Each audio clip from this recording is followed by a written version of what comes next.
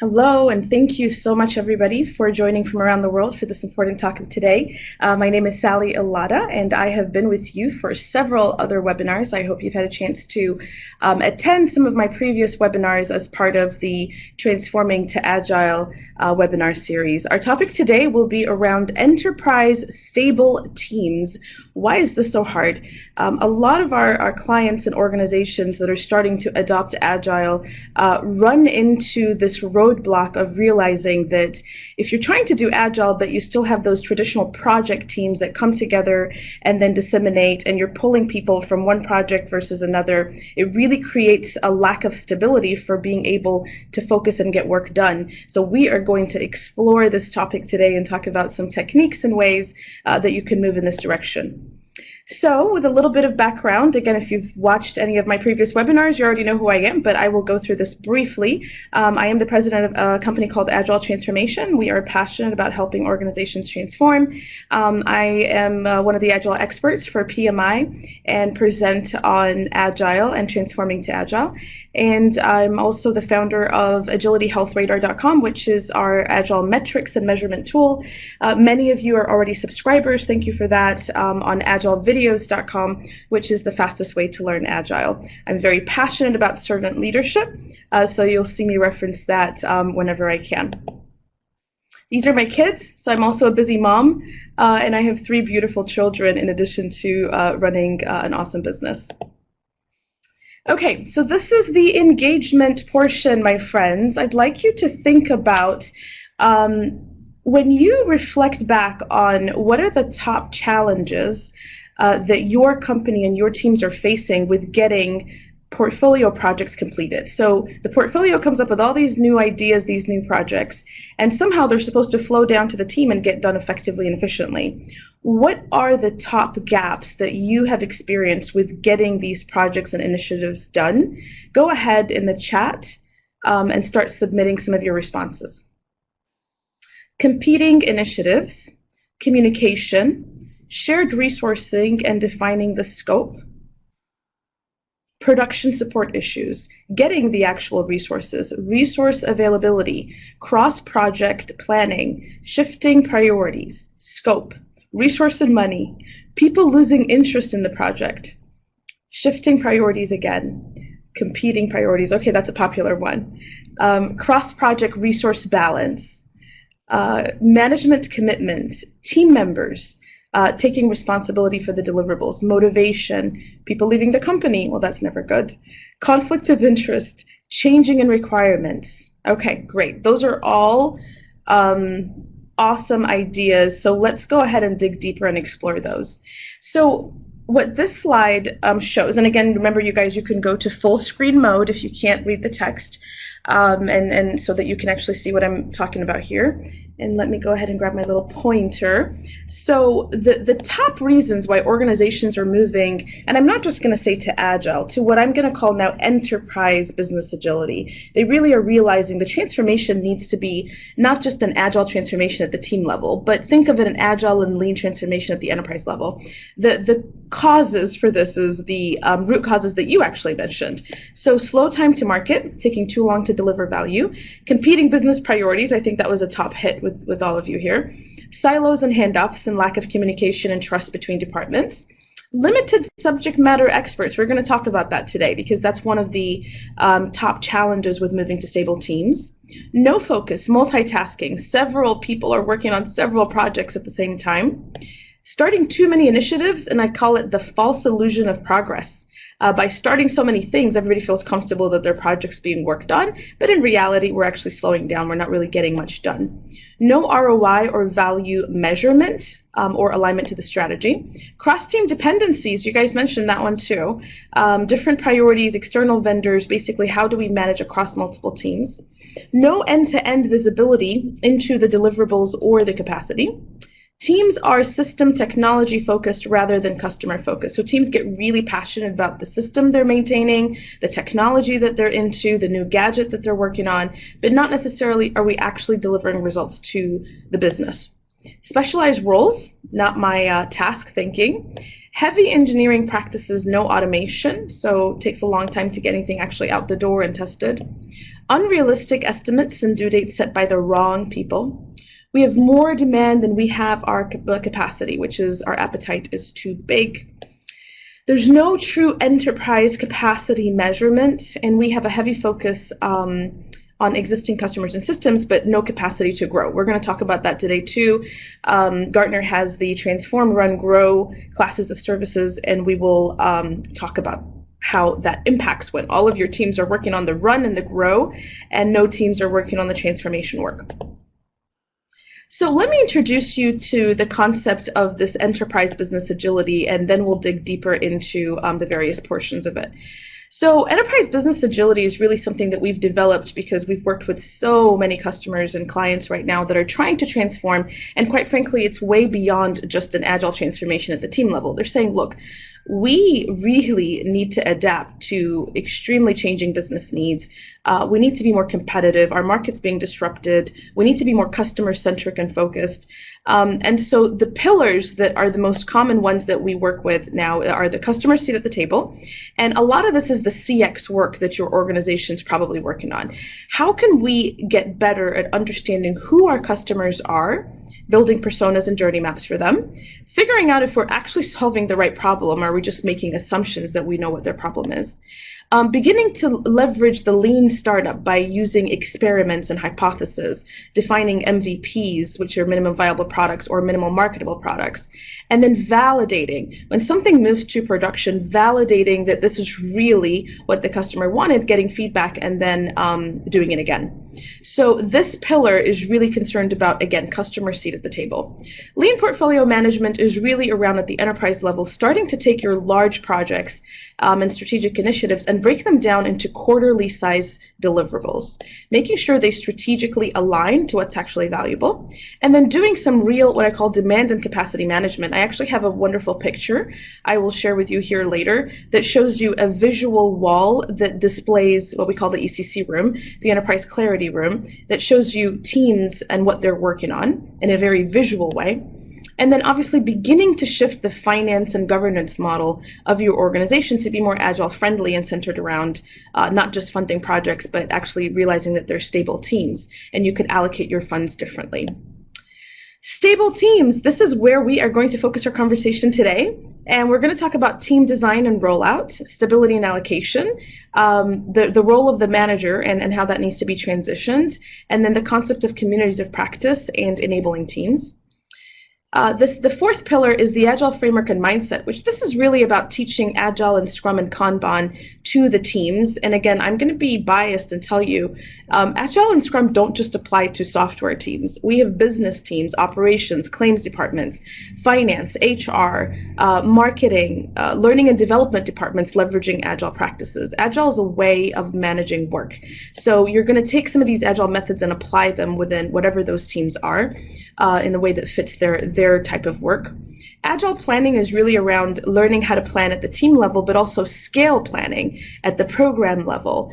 If you guys are familiar with Scaled Agile, that's one of the popular scaling mechanisms, and there's several others out there like Less or DAD. But you do want to know, how do we start planning across multiple teams and at the portfolio? Facilitation collaboration skills, which are the soft skills that Agile teams need to succeed, and then of course the overall mindset.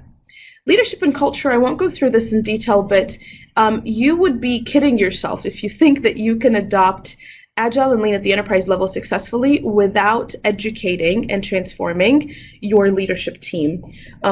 So what this is showing you is what we call our adaptive leadership journey, which really starts with servant leadership, teaching leaders how to get away from the command and the control, the top down, the I will solve the problem for you, into really knowing how to empower, let go, while still providing a vision and providing clear acceptance criteria. Leading Agile teams is around knowing how to assess the health of teams, if they're forming, storming, norming, performing, and then knowing as a leader, how do I show up and help them. We've also found that a lot of managers and directors are really tactical. They're kind of working at the detail level and not as strategic as they need to be. And of course, adaptive leadership is around knowing how to lead through tremendous change, ambiguity, and uncertainty. Your entire transformation is going to be great, but it won't stick if you do not take into account building internal change agents, having a continuous measurement and growth framework, beginning to connect with HR and let them know that Agile talent management, so changing your performance management, changing how people are rewarded and hired and promoted, and then having a change management plan for all of this. The very bottom pillar here is the technology transformation, because it's the foundation, and that's where you'll start to hear about DevOps. So I hope this is a nice big overview of what does enterprise agility mean. If it's overwhelming to you, that's okay. You don't have to do all this at the same time. So we're just going to zoom in right now to stable teams and talk about, if you were focused just on this pillar, what could it look like for you? So what I did over here is I wanted to show you that this is how work flows through the enterprise. So think of this as your enterprise value stream flow. You know, ideas come in over here, they become strategic initiatives. You should have some sort of an opportunity assessment and then an opportunity discovery. Opportunity assessment's goal is to really identify, should we even work on this? Should we even discover, is this even a viable, think of it almost like, is this even a viable idea that's worth spending any effort on? Are we solving a real problem? Are we going to build real business value to a real customer? Opportunity discovery is to now dig deeper and say, well, what are our options here? Let's not just jump through and immediately implement a solution. Why don't we identify a couple of experiments, maybe a couple of minimum viable products, and why don't we identify which ones do we think customers really want and engage with them, and maybe even give them a couple prototypes, or identify where's the smallest minimal viable product that we could deliver that could prove if what we think is an opportunity is a real opportunity. And then, of course, there's the Agile delivery, which is really to leverage the teams that you've designed and have them to execute. Within the Agile delivery model, there's continuous discovery and delivery. So I want to be clear that the opportunity discovery that happens at the portfolio level is a little bit different and higher level than the continuous discovery and the delivery, which we call dual track Agile, that happens at this level over here.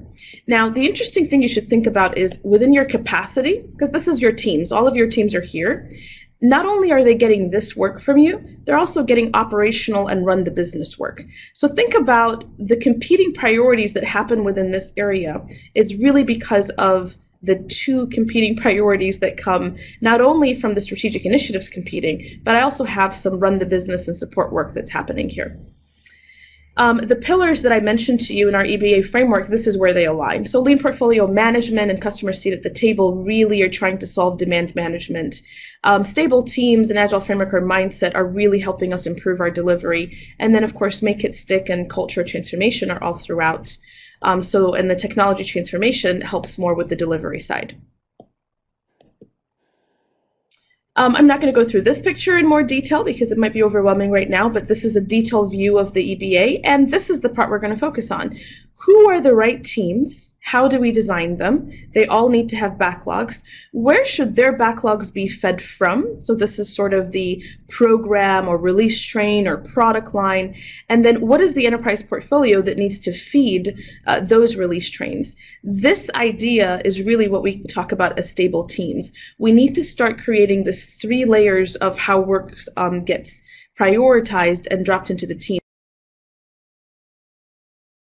Right now, we don't have stock individuals that we pull in and out during different projects, and it really causes a lot of churn. So we're going to dig deeper into how do we design from an organizational structure the stable teams that the work needs to flow through.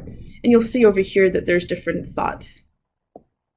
And I will be through additional webinars digging deeper into the rest of this, just so that you know. All right, so now let's talk about stable teams. Stable teams, a cross-functional group, so that's what a team is, a cross-functional group of individuals that have all of the right skills, tools that they need to design, develop, test, and release customer value to production. They could be software teams, they could be non-software teams. I've got some marketing teams, some business development teams that are beginning to adopt Agile. And the question that we always ask them is, who are all of the right people to run a complete end-to-end marketing campaign, for example? So it's not just the marketing there's the copywriter, there's the video graphic designer, there's the web page developer, there's a whole bunch of people that when they come together, they can actually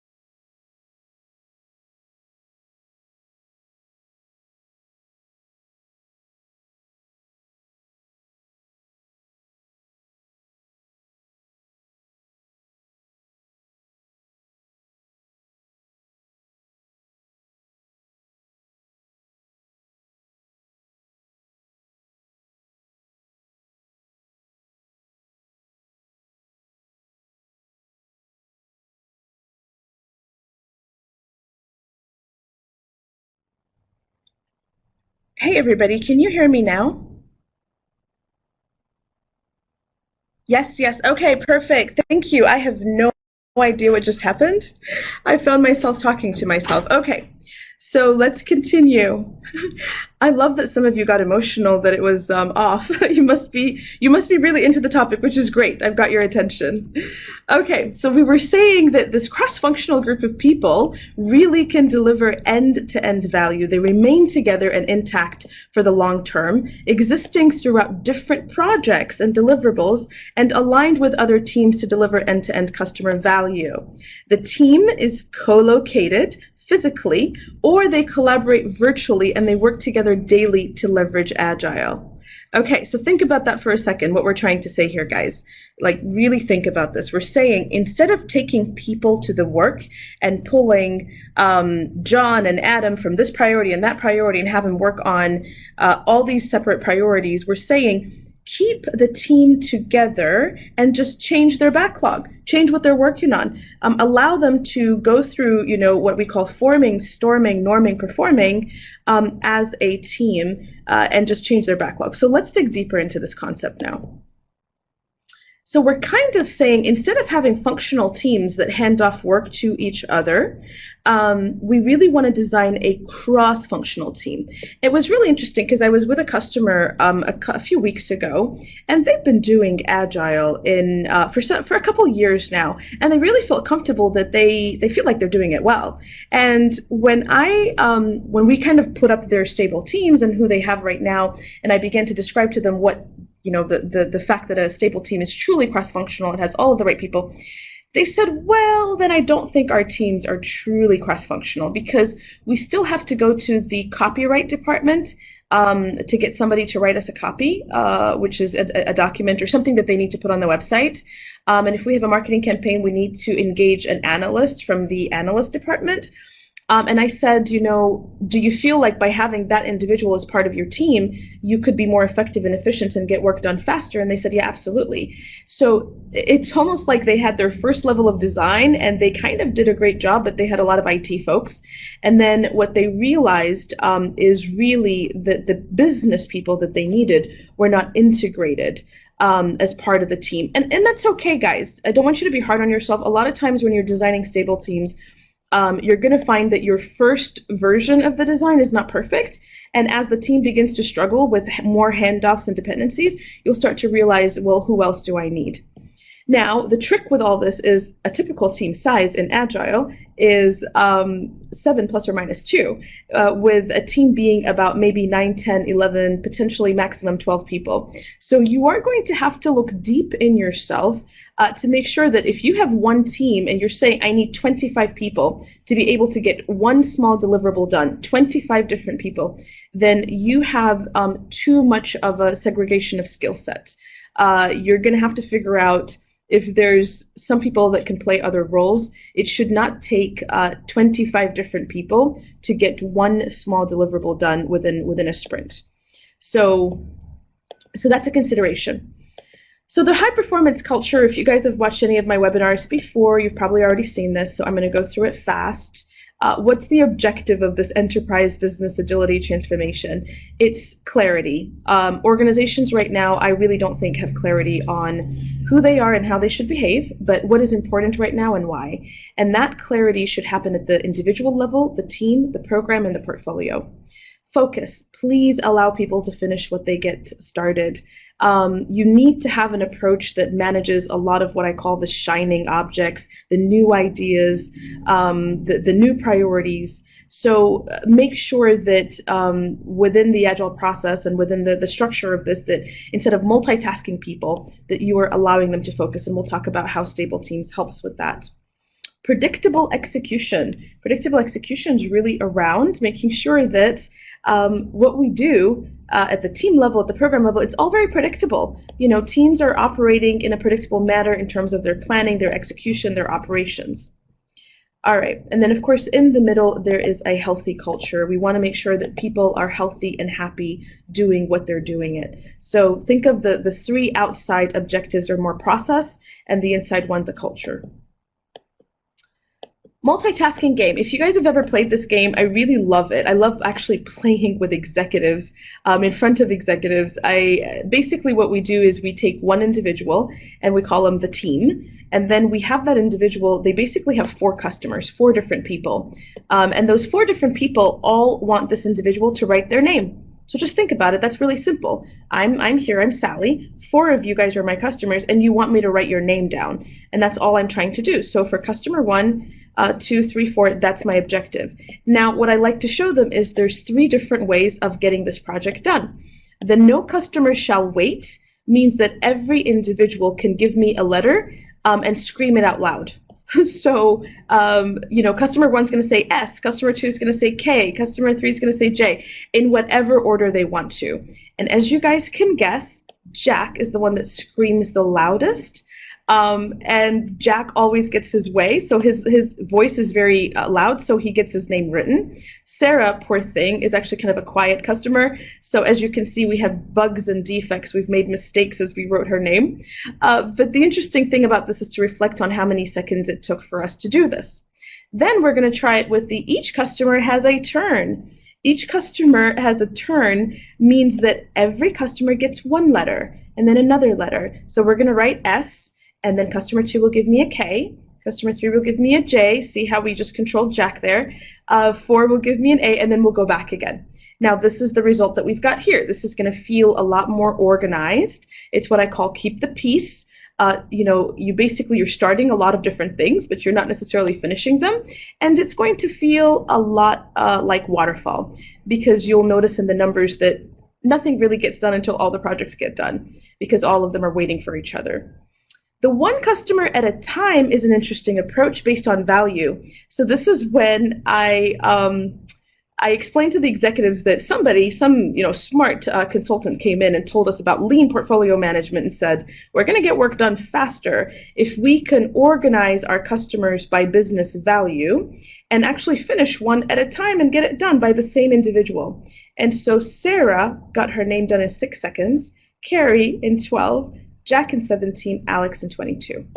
So you guys, I want you to pause for a second and look at this. It's the same capacity, which is 1 individual that has to write the names. It's the same demand, which is 4 customers that want their names written.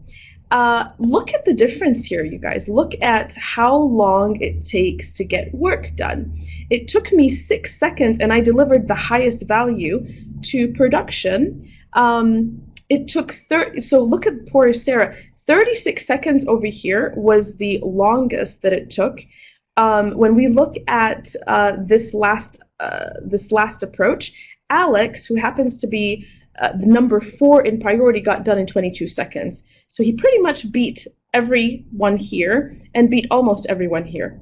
So pretty cool, right? It really talks about the value of focus. And again, why am I doing all this? Because I'm trying to plant the seed for why we need stable, focused teams. We're asking the wrong questions today. Pay attention to this. Which resources are available to do my project instead of Which team is ready to pull my deliverable into their backlog? Which team has the capacity?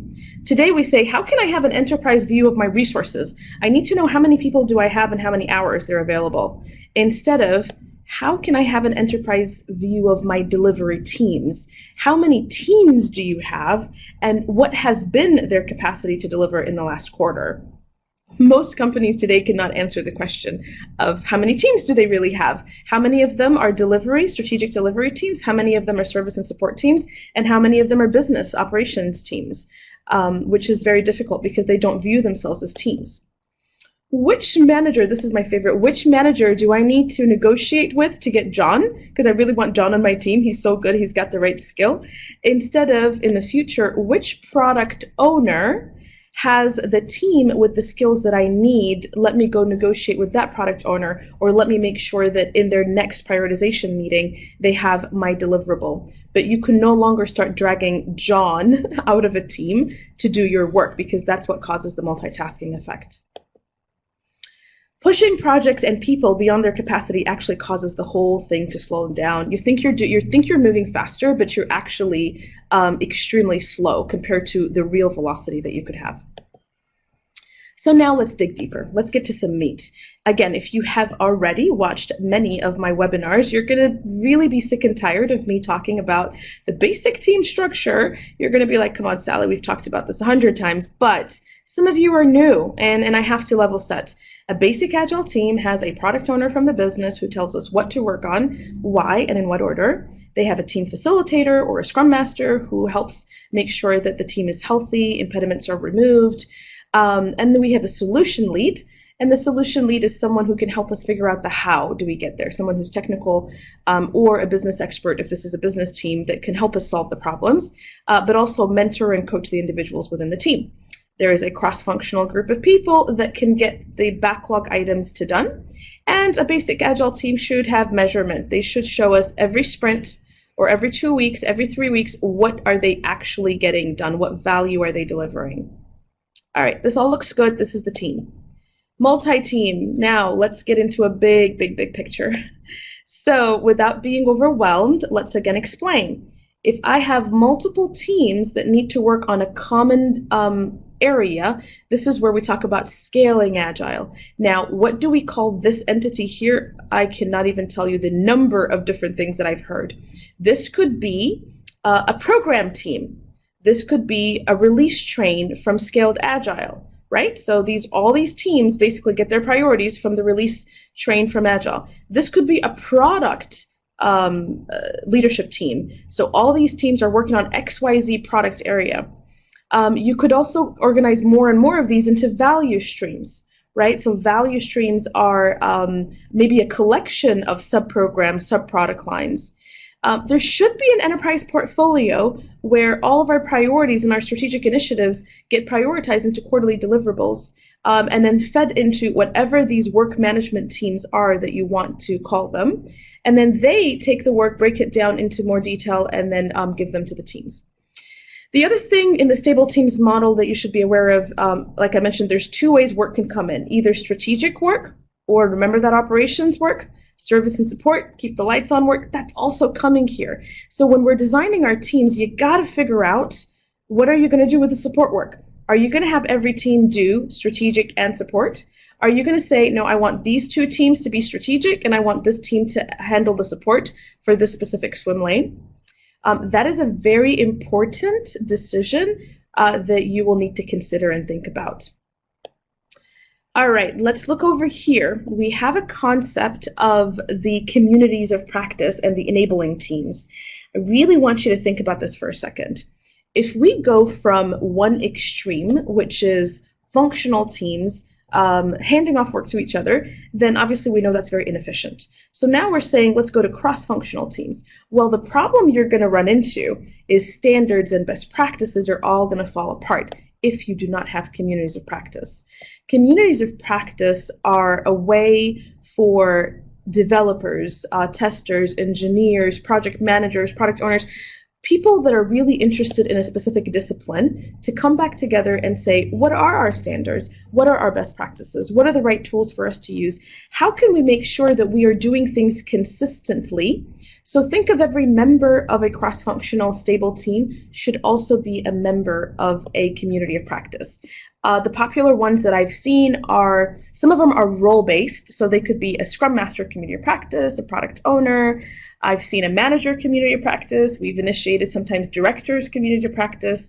Some of them are more discipline or competency-based. So I've seen a technical excellence community of practice, a DevOps community of practice, a whatever, business analysis, project management, whatever. Of course, there's an Agile community of practice. So these are really ways for people to come together, learn, do knowledge transfer, create standards and best practices, and grow the knowledge. A different type of a team here that's like a community of practice, but it's a little bit different, is what we're calling an enabling team. An enabling team is one like, let's just say there's an Agile enabling team. They're not just there for people to come together and kind of share. They are there to actually train, coach, and make sure that the team knows how to do Agile well. So that's more of an enabling team. They're not just sitting there waiting for people to come to them. They actually they have a backlog and they have to go to these teams and enable them and teach them something. Another popular type of enabling team is a DevOps enabling team, where they are a team, but their target is to enable specific teams with DevOps. Another one that I've seen recently is CX, customer experience. Some of these teams do not know how to do user experience, personas, journey mappings, and so a CX team could be an enablement team. So this just gives you a big picture. I know it looks too complicated, but the way that you really can start this is take some of your existing project teams that are already structured as project teams and see if you can keep them together and just keep changing their backlog. You could also really look at, from a scaled Agile perspective, standing up a release train, a specific release train that has 4, 5, or 6 Agile teams that are all trying to reach a common goal. Maybe it's a specific market segment, a specific business capability, a new product that you're trying to launch, but make sure that these teams can align to that. So you really can start here by standing up these as stable teams and experimenting, or you can even start here by identifying a specific program or release train or value stream and aligning teams to it. Here's an example. I just wanted to show you some pictures of companies that have adopted the stable teams model. This is one of our clients. It's actually pretty popular and famous out there in terms of their transformation, which is Blue Cross Blue Shield of Nebraska. And they have a really wonderful room called the ECC room, the Enterprise Clarity Room or Enterprise Command Center room. And they show the entire company as a triangle. And so what you see over here, which might be hard to read, which is great because I don't want you to see the details anyway, but these are sort of the delivery teams that are actually executing on the strategic projects. These are the keep the lights on teams that are doing service and supports. And these are the business operations, marketing, finance, HR teams. And above all of them is really what they call the ESC. Think of them as the enterprise product owner team, the enterprise scrum master team, which is called AES, and the enterprise architectural team. It's a very sophisticated model, but it's an interesting model that shows you what it could look like when the entire company operates using Agile and Lean principles. More examples. This is just sort of the visualization of those teams on the wall so that there's clarity on who the stable teams are, who are the people that are part of them, what are they, where are they located.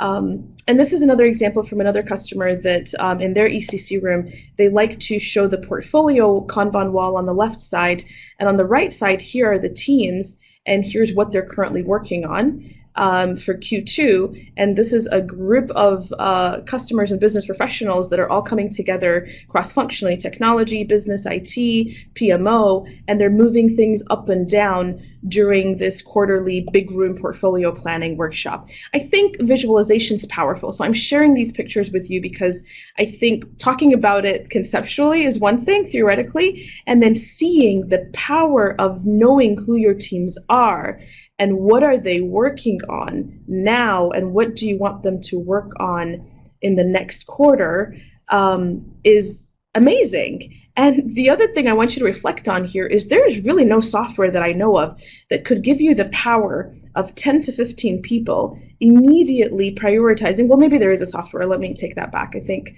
some of our partners are working on such as Rally in version 1 and Jira. They've got specifically, I think, Rally in version 1, and even Agile Craft have some great tools that enable portfolio level planning. But again, I'm a little bit biased. I'm going to say that this wall and people coming in here and working together to make decisions has been just a huge advantage of it being a physical thing. So again, the ECC room and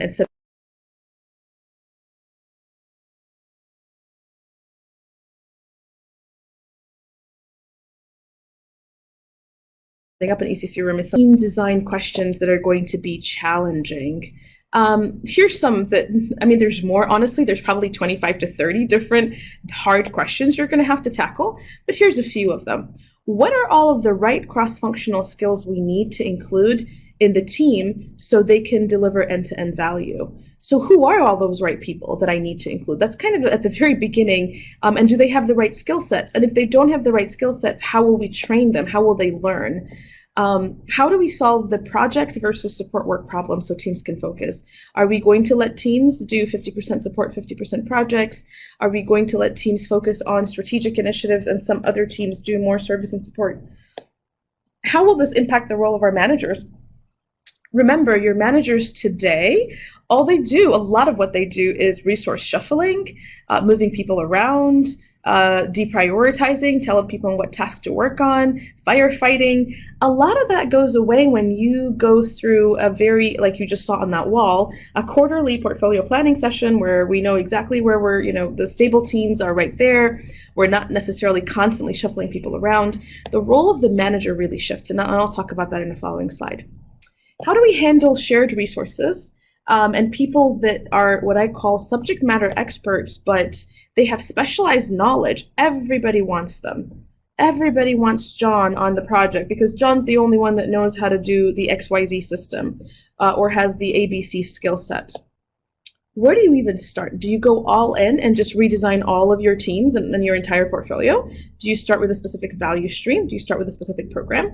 I will tell you the answer to this really goes to the appetite of the organization and where they feel that they can get started and where they feel like they have capacity or even energy to go. Some companies are gung-ho about going wide. And some companies are more interested in going deeper into a specific experiment and program and line of business.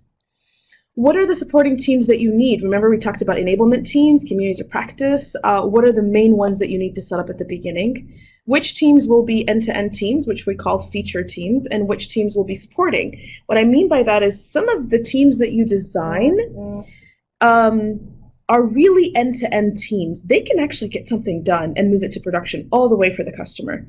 And some of them, by design, will be system-oriented teams, back-end teams. You are designing them to be component. They basically build a service, but their job is to enable some other end-to-end delivery teams to deliver value. So think of their customers are the other teams. And in the perfect world, you guys, you would have, I would say 70% feature teams and end-to-end value delivery teams, and then maybe 30% some of these component or supporting teams. In reality, working with customers and companies today, it's not even close. A lot of teams are system-oriented teams. They work on a specific technology or a specific application or a specific area, and that's their specialty. And they actually, customers are just begging, stealing, and borrowing to figure out, how do I get end-to-end value? They're almost having to go from one team to another department just to get something done, which is optimized more for, I would say, back-end, but not optimized for customer value delivery. So let's dig into the poor manager. So you guys, we just talked about the role of the managers is really shifting so much tremendously. I have a blog out there that I really want you guys to read. You go to bit.ly/Agile Manager, and it kind of talks about the role of the traditional manager and how it's going to be disrupted in the Agile world. So poor John, let's take John here again. John traditionally, as a manager, could have been a subject matter expert. Yes, my phone was vibrating, guys, and I just took it away. John here was a subject matter expert. So what did he do? He basically provided expert opinion and direction. He transferred knowledge to others, and that was his focus, is he really provided expertise and solved problems. John might have been a work management and firefighting focus. So maybe he's the type of manager that's the get the work done manager, which means that most of his time was on resource allocation and shuffling between priorities, managing their tasks and tracking, firefighting and solving problems. John could have also been maybe that process improvement focused manager, which is someone who loves to identify and address inefficiencies. He likes to find necessary and new tools. He likes to establish standards and best practices, and provide training and education for his people. But then John is also expected to do people development, right? So he's supposed to focus on providing one-on-one coaching, developing careers, making sure you coach people through their behaviors, doing performance reviews, which is the fun part of everybody's life, right? Everybody loves performance reviews. So you guys can see where the problem lies. This is way too much for a manager to do. And what we would like to do in Agile is really take this part, which is the subject matter expertise, and have the technical lead or the solution lead do it. Take this part and have the Scrum Master go through and do the work management, the firefighting, and really allow managers to focus more on process improvement now and people development. So that's what we're going from and to. So let's talk about the issue of subject matter expertise. When I don't have enough people that know something, what can I do about it? Because this is going to hit you very shortly. When you begin to design stable teams, it's going to be one of the gaps, one of the impediments. So here's sort of my recommendation. Identify the gaps, so perform a skill gap assessment specifically for that release train or that value stream or the program. Think about what are the various skills that we need for this area that we want to transform. Prioritize the top skill gaps and make sure that you've got enough of them, right? So just one person knowing how to do something is not good enough, especially if it's a highly desired skill. You might need 2 to 3 people to learn how to do it, especially when you design your teams and you realize I have 4 teams, and in those 4 teams, I need somebody who can do UX design or payment management or know how to work on XYZ system. That means I definitely need to have 4 different people. Identify the subject matter experts that have the current skills. Prioritize the individuals that you're going to perform knowledge transfer from and to. So consider it part of your backlog. All right, we've got Adam, who is the expert in UX design or XYZ system, and we have 3 people that Adam needs to transfer knowledge to. Perform the knowledge transfer. So design a knowledge transfer approach. And one of our partners is Steve Trotman. He is awesome. He has, I would say, the most unique framework out there for teaching people what you know. So we engage him many times with our clients to help us with the knowledge transfer. And this is his website and this is his book. But you can execute the knowledge transfer process. We've done things as simple from an Agile perspective at pairing people. Pairing means people sit next to each other. Let's say, again, it's Adam who really has the right skill set. Adam begins to execute the work that he's supposed to do, but he records videos, for example, of what he's doing. But for knowledge transfer to be done the right way, you have to have a plan for it. You have to know what is it that you're trying to extract from Adam. You have to almost kind of have a backlog of questions or areas or topics and skills that you're trying to gain. And then as Adam is doing his work, he's actually recording these videos or documenting, or the person next to him is learning, asking questions. Designing stable teams, I just wanted to share some pictures of when we're doing some of these, the actual team design sessions, what it looks like on the flip charts. We basically just put up the triangle, we put up names, we put up who we think the team members are inside. We sometimes, in this next picture here, we like to put this little circle. The circle is the percent allocation. If it's a half a circle, it means they're 50%. If it's a full circle, it means they're dedicated. If it's just a quarter, like this guy Angel here, she's just a quarter. If you start to see Angel as a quarter here, a quarter here, a quarter, you're going to know that you're multitasking Angel all over the place. So I kind of like to just visualize the as is. You know, don't get too scared. Just show us who are the people right now working as a team, potentially, and what's their percent allocation, and then what is their backlog. So this is what are they really working on. And I don't want here like the detailed stories. This is just epics. Think of them as the big deliverables that they're working on. So that's kind of a place to start, is just get up a flip chart and begin to design your teams. Oh, nice. This does not look great at all. So this slide basically has no value because of this background image that's in here. So I'm just going to go ahead and skip it. Yeah, that has no value. Okay. So what I was trying to do in the last two slides, which I can summarize for you here, is when you begin to think about stable teams, there are several approaches of how the work should flow. And to become even more sophisticated, and I got this is from one of our customers, adopted from them as well, is they really thought about, well, maybe we need to design technology component teams, the ones that are in the back end. We might have some operation teams that, you know, keep the lights on and do a lot of the data, you know, the business operation work that needs to happen. We might have some product teams that are very focused on specific product lines. And these are very stable, so the product teams would stay together and stay stable. But maybe there's another layer here of more strategic outcome teams. So maybe, you know, at the beginning of the quarter or at the beginning of the year, you know that there's this specific outcome that you need to have done this year or this quarter, and you realize in order to accomplish this outcome, I need the following teams as part of it. And so this can almost become almost like a mini release train or a tribe, if you're using the Spotify model. But think of this almost as, okay, well, this is the outcome that we need, but we need to start planning together. So these teams over here need to start planning together in a cadence so that this outcome is achieved. And then these high beta discovery teams, think of these as innovation teams. They maybe even feed what outcomes we should do. They're just out there looking ahead, anticipating, experimenting, trying new things, you know, getting bold, and helping us get out there. The Run, Grow, Transform is something that comes from Gartner, and it really basically helps you at the portfolio level think about how you could categorize and group your work. Think of them almost like as classes of service or types of work. So some of the portfolio initiatives and work that comes in is run. It's really there to run the essential business, maintain systems, keep the lights on, just make sure that we're doing what we need to do to survive as a business.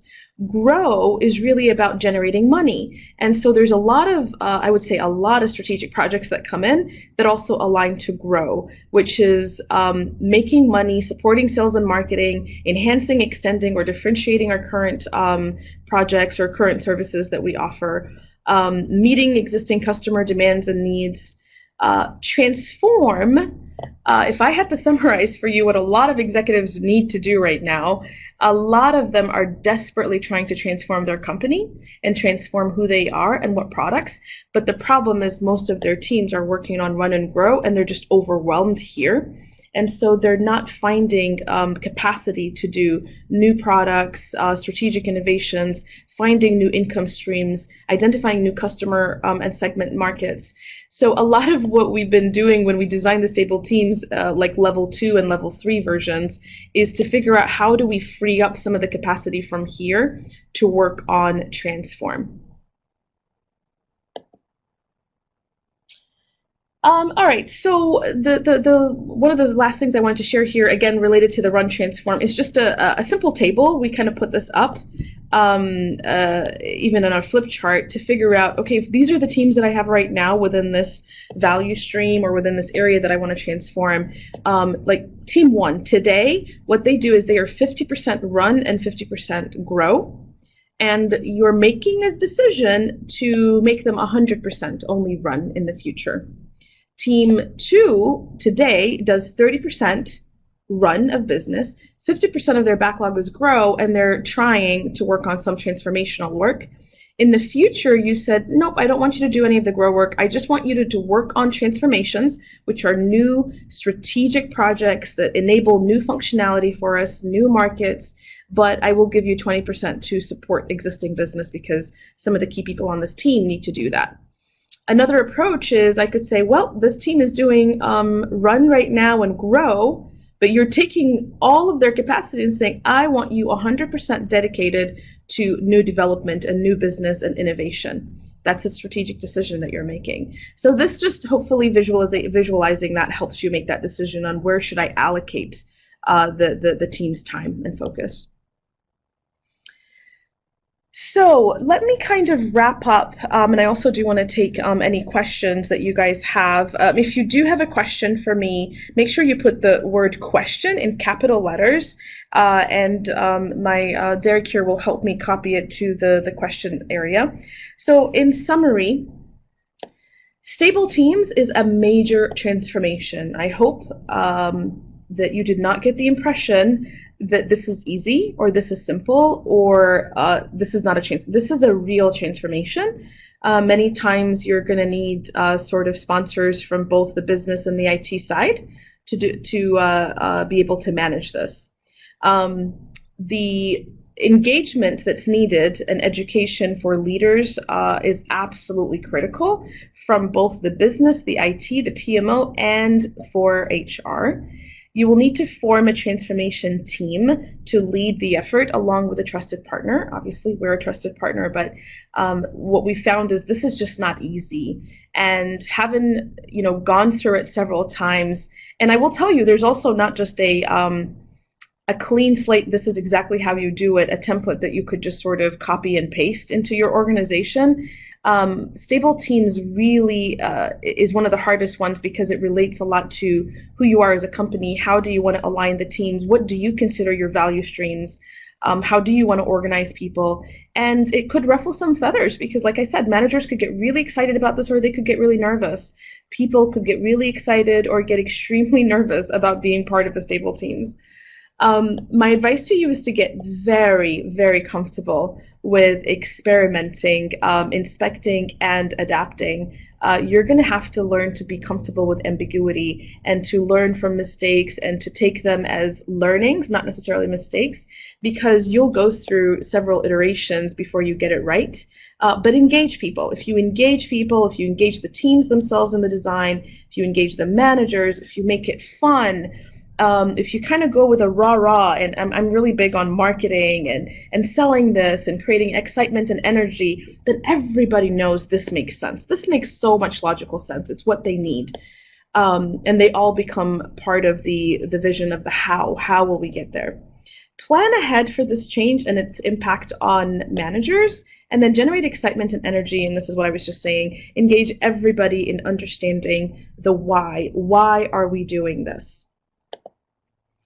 Okay, so if you're not already a member of agilevideos.com, feel free to join. You guys have free access using this promo code for 14 days to all the videos that we have for you and for your teams to learn Agile.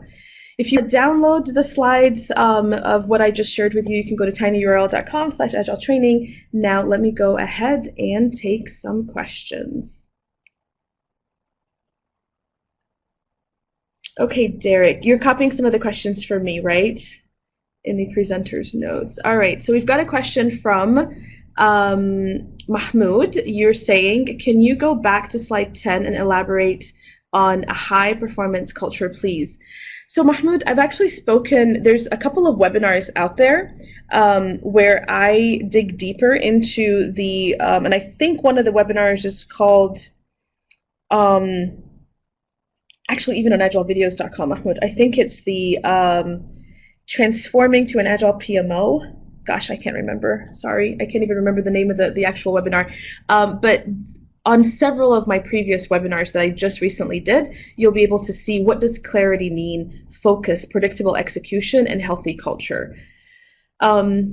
Olga is asking, to make an agile transformation in your company, first of all, top management should agree for that. As a PM, how can you help that happen? Olga, that's a great question. What we do, Olga, is usually we try to schedule an overview of enterprise business agility for your executives and leaders.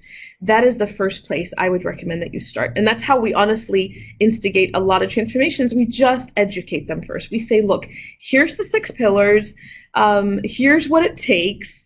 Is this solving a real problem for you? Are you ready to roll up your sleeve and have the courage to do this? And if so, how can we begin? So step number 1 is sort of like I mentioned, a 2-hour, we call it Enterprise Business Agility Seminar. And then step number 2, Olga, is a strategy session. You almost need to close out the transformation team and the leaders in a 2-day strategy workshop to build a roadmap for this transformation, because you don't want to try to do all these things at the same time. You're going to take it quarter by quarter in small little chunks to see value from it. All right, let's see. Another question from Richard. Are you assuming that the time commitment for each team member in a sprint is equal to 1 FTE? If not, then multitasking is inevitable, isn't it? No, I think that, Richard, you're going to have some core team members that are full-time dedicated, and you're going to have some folks that are just by nature supposed to be on a couple of teams. And I totally understand that. Like an architect, for example, might not have enough work to be dedicated 100% to one team. A DBA might not have that kind of level of allocation or need to be that level of allocated. So what we do want, though, is on a stable team to have a core team that is focused and is dedicated and can actually get things all the way to done. So that's really the primary. I'm not a religious fanatic about every person on the team must be 100% dedicated. All right, let me take one more question. Keith, actually I've got Keith and Erica here. Okay, Keith, it seems like the community of practice are like the historical functional teams. Many companies will want to have a functional manager to enforce policies and develop them. What's your response to this idea? Okay, Keith, well, you just opened up a can of worms there. But I will be honest with you in saying that I do actually advocate that managers initially help initiate the communities of practice, because I don't like too much change on people. What's happening is, by moving to stable teams, you're already starting to change my life. And if now you're going to change my manager and I can't still go back with a group of developers to talk that I trust, that know what I'm doing, it's too much change too fast. So my initial reaction is the communities of practice really could potentially be initially how the teams were organized functionally, with the manager still helping them. But we do a lot of education for the managers to say, you know what, you need to start letting go of this being your meeting, your agenda, your policies, and you need to start identifying what we call like 1 or 2 facilitators within the community of practice, and let them take the lead on rotating the topics, the subjects when people come together. And then you slowly have the manager just make sure they're happening, because I've also seen communities of practice fall apart because they had no support, and so nobody attended. Like, people just don't attend the meetings anymore. The other thing is, again, rotate the facilitators, rotate the topics, and then invite more people. Don't make it just for developers. If your community of practice is around technical excellence, then maybe testers can come as well. And I do have some companies that have created communities of practice more like completely self-driven, self-organized meetups and internal communities, which is fine as well. Just make sure they have the right support, that they continue to actually happen, and that people are allowed to go to them. Okay, my friends, that is the conclusion of our time together. I really hope genuinely that you enjoyed this presentation. I put a lot of effort into taking some of our recent experience and adding it here for you. You can download the presentation from there. Again, obviously, contact us if you need any help with all of this. And thank you for your feedback. If you loved this, give me some feedback down there. And if you think that we could have done something differently to better give you value, then please share that as well. So thank you so much for your participation, and have a wonderful rest of the day. For an excellent presentation today, and thank you everyone for participating in today's webinar. Just a reminder, the recording and presentation will be available on projectmanagement.com, and we will see you all next time.